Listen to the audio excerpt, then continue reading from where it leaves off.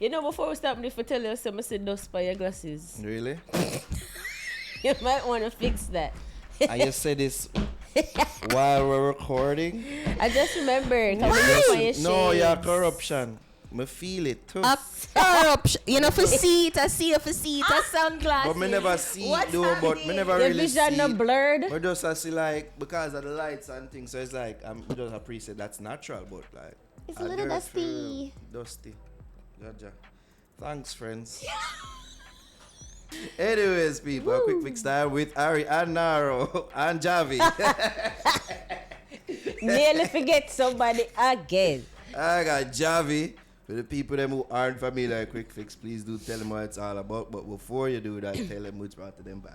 Sure. Quik Fix is brought to you by Prison Marketing Consultants, the public relations and media platform catering to the Caribbean diaspora.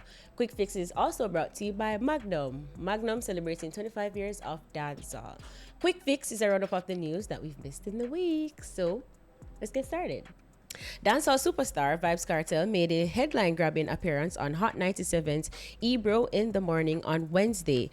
In a candid and at times humorous interview with hosts Ebro Darden, Peter Rosenberg, and Laura Stiles, Kartel opened up about his personal evolution, discussing plans to marry his fiancée Sidemos Turk, expanding his family, and reflecting on his past decision to bleach his skin. Here's a clip. You was bleaching and, Yes. you know, all of this. Now, that's not your thing anymore. No. Fully melanated. Have you ever had a chance to look at what you was going through and why you wanted to do that? I mean, in hindsight, I think it definitely had to do with self-love. But on the other hand, while I was doing it, my mind wasn't telling me that. My mind was telling me, oh, I'm doing this to show my tattoos because I got a lot of tattoos, blah, blah, blah. But looking back, I think it was just, as a black man, sometimes you have those issues. Even with black women, the hair, like, if Laura cut her hair, she could sell it to a black woman right now. Yeah. You know what I mean? So we have that issue. We like light skin and... White supremacy has done the job. You know what I mean? So, yeah. I would never bleach again, though.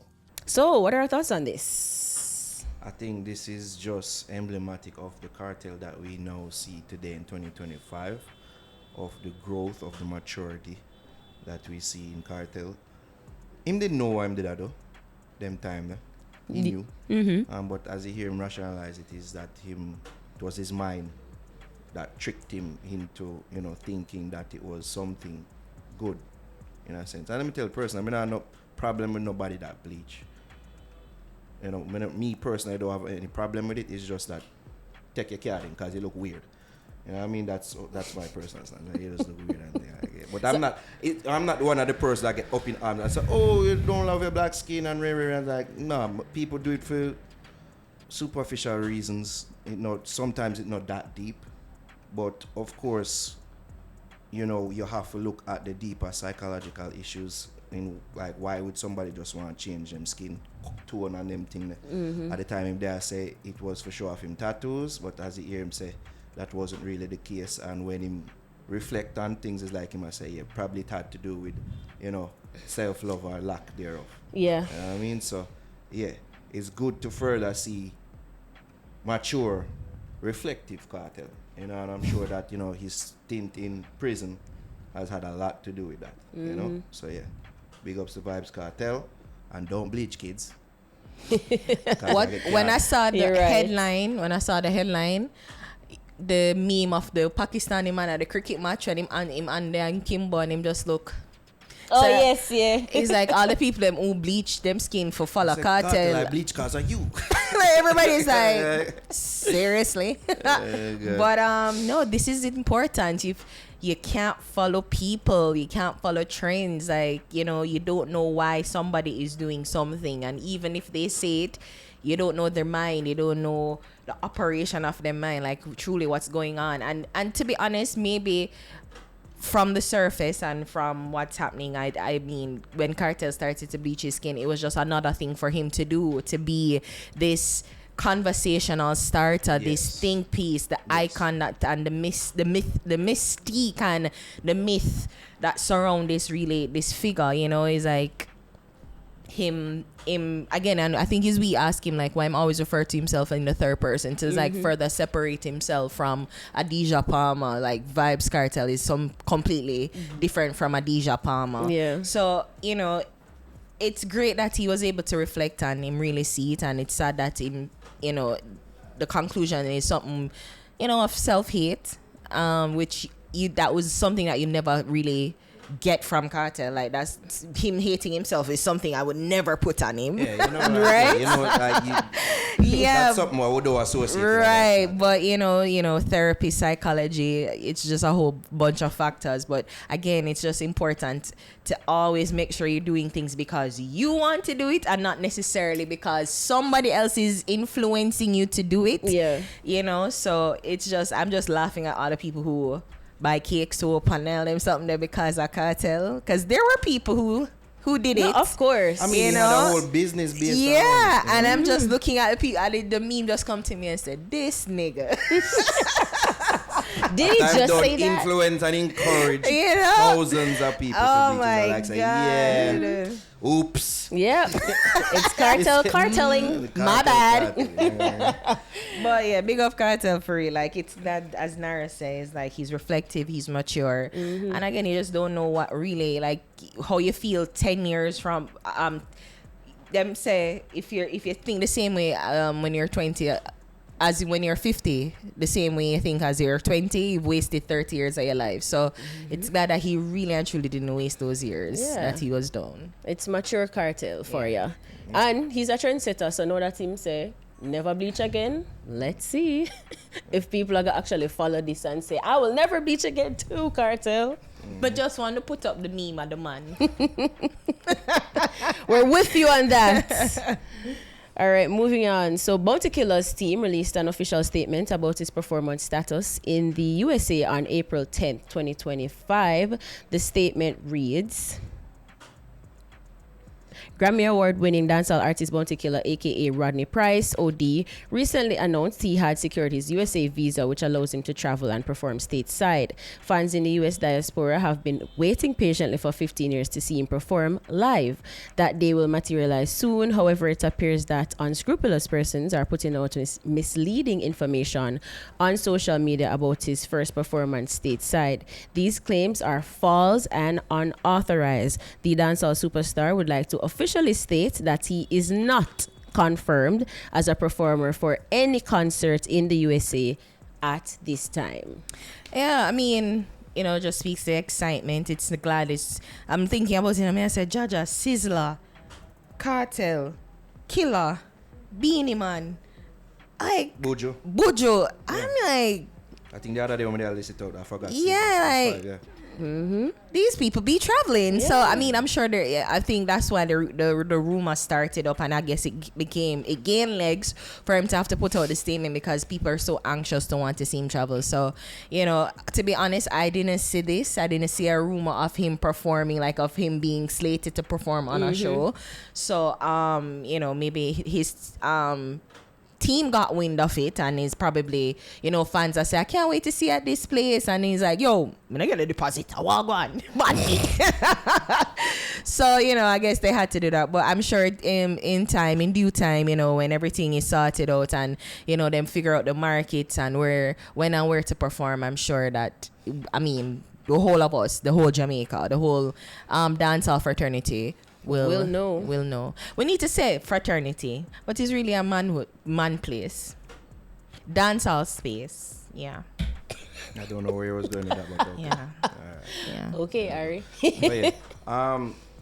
As you say, Ari, it's partly because of the fervor and anxiety. The demand. And the demand that, has been created since, people see Killer in the North American space, but we cannot make the unscrupulous people them out there not go unmentioned and tackled. You know what I mean? Because there's some unscrupulous people out there that will see this now, see Killer in America and try to take advantage of it and say, all right, he must have got to do some show. Yep, Is him a little janky promoter them and them thing, then let's put him on a poster, advertise show, scam people of them money and all those things. So I feel it was a situation like that. No. where Killer and team being Banky, step in and say, yeah, we need to put a stop to this because people are get scammed out of their money and all them thing. They're like, as even Missy Banky say in a comment on under the post that Killer made, say, yo, dates are forwarding soon, but just keep it locked to the page or to Banky's page, the official pages, exactly, for those information. But me know that this was caused because of some actions of some unscrupulous people out there that scam based off a Killer name. But the scam imagine Killer see it like, me not do no blood clot. Sure. And we say, yo, delete, you can't say that. Take out the part there. A Banky that has said the Killer. Take out. You can't say that, Killer. Me not blood clot here.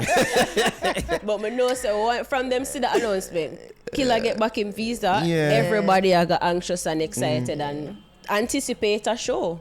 But we just have to wait and see, right? Wait and see. I have no doubt shows are forwarding, as them say. You know, be on the lookout, and when it does happen, it will be momentous. Exactly. A most auspicious occasion. Oh, there you go. Yeah.